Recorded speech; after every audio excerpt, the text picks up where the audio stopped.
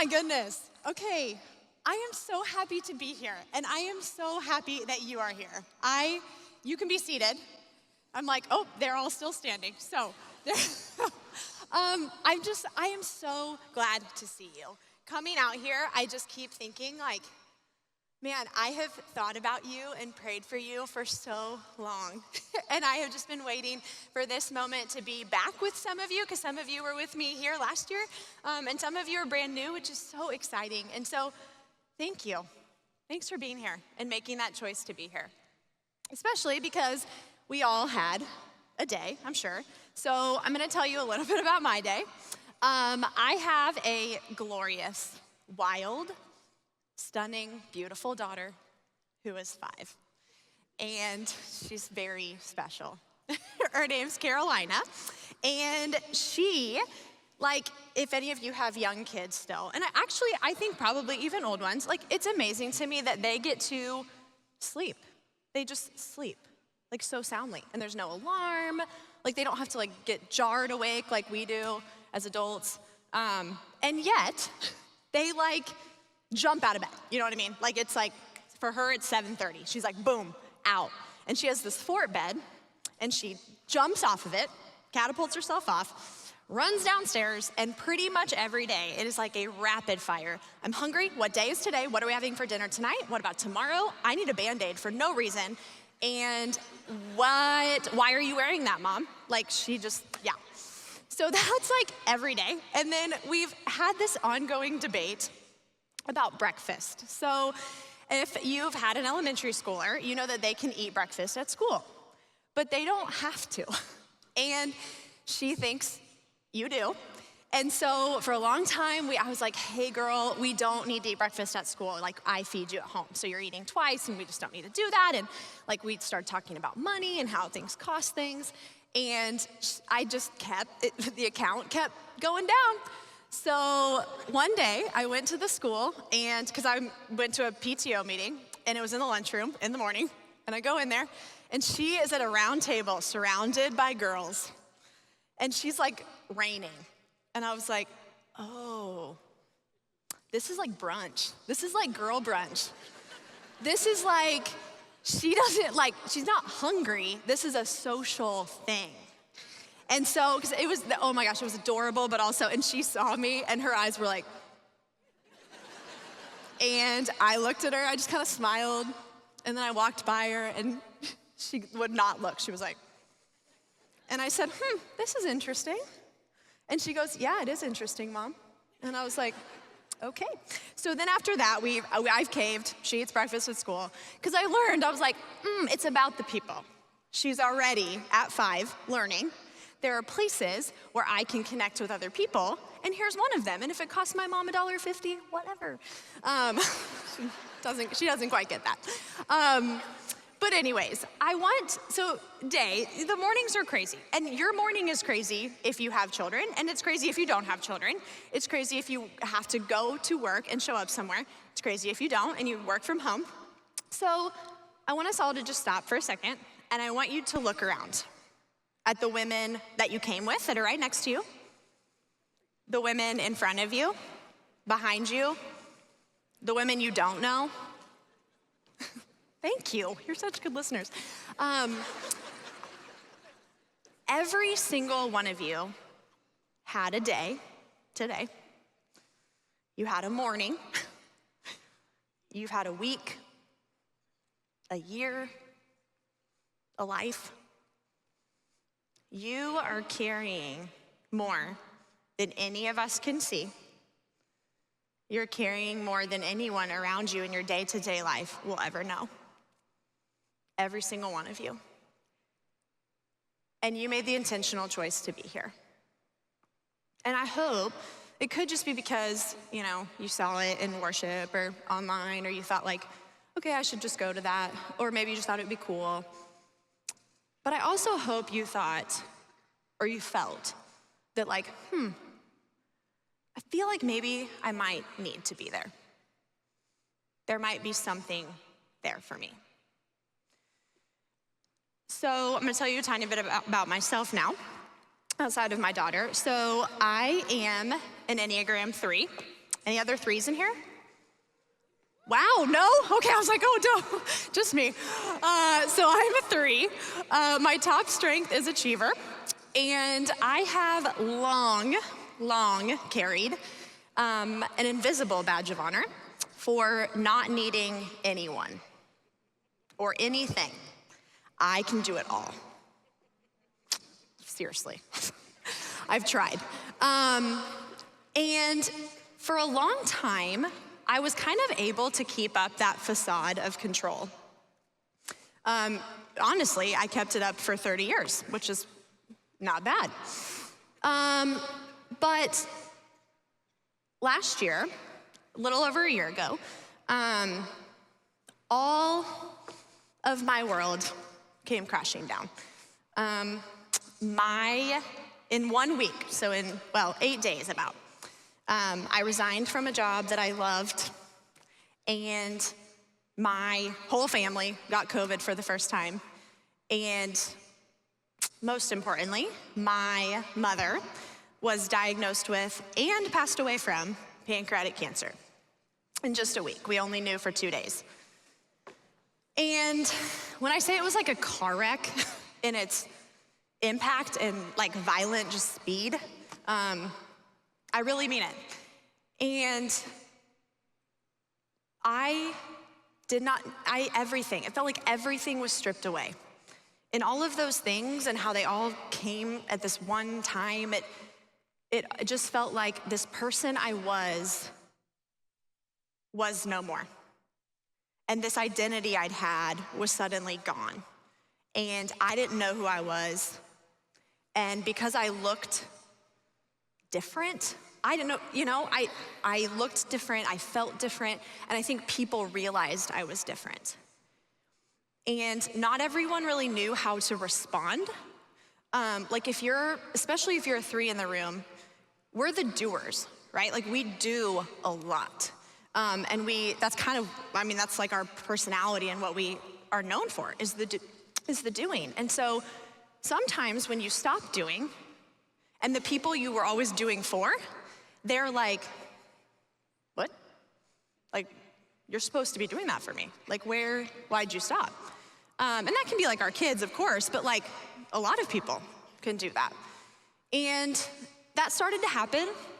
And it happened both because of doing, but even more so because when I say, for real, I was like, I don't know. And because I was so deeply and desperately lost, my marriage fell apart. My relationships were brittle because nobody knew what to do. And I didn't know what to do. So I was like, don't look at me. Like, actually go away, please. And it was hard for a very, very long time because this is the time I should have leaned on other people. I should have let them see me. I should have let them know me. I should have let them hold me. But I'm me. I'm also a woman, which I'm gonna come back to. So instead, my walls got a lot higher and a lot thicker, and the armor that I put on was like even stronger because I just didn't know what to do. And so I kind of functioned that way for quite a while, and I could still do enough. Because especially those of you who are moms, but any woman, even if we're not okay, we have to keep doing. Like, there's still meals to be made, and laundry to be done, and schedules to be managed, and jobs to show up to, and people who need us to show up, and then there's all this pressure about you must show up for your kid or they will hate you.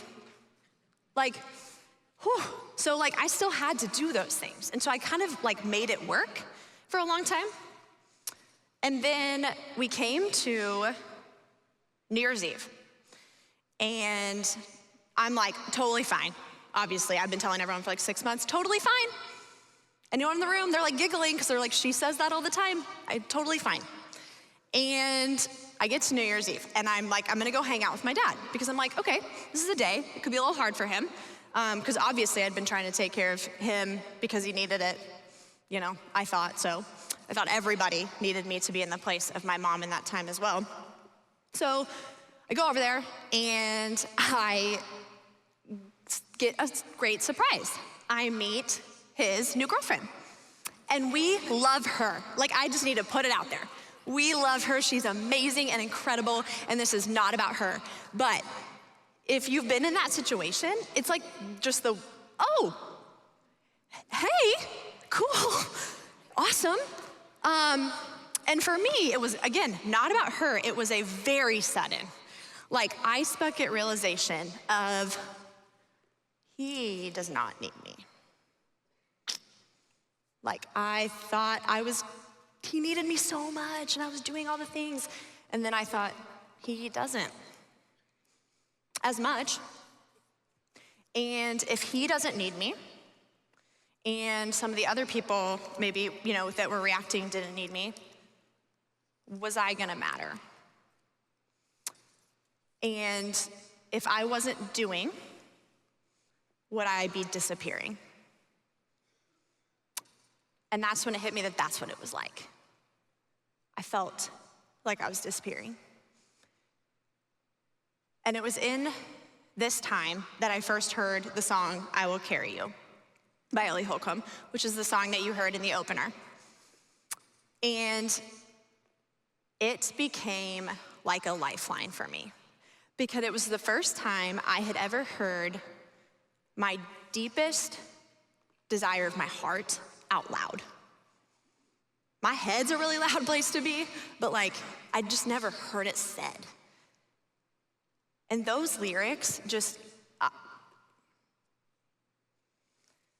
I know you're tired. I know you're anxious.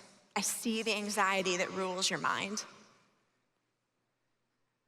I see that you feel like you are your mistakes. I see that you are terrified and that you are in the middle of your darkest night. I see you. And in all of that, I will carry you. And to think that someone else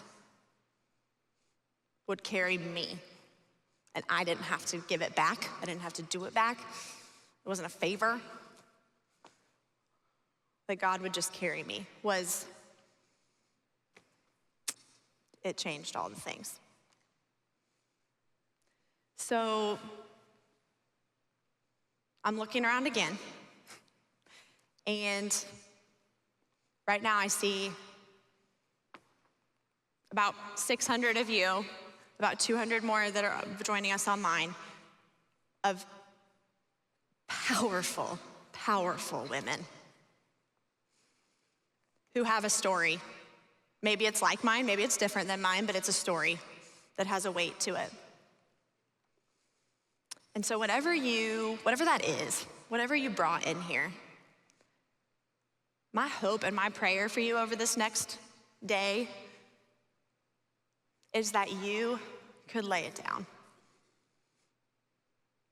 That you would let somebody else carry it for you for just a little bit, while we are all here together,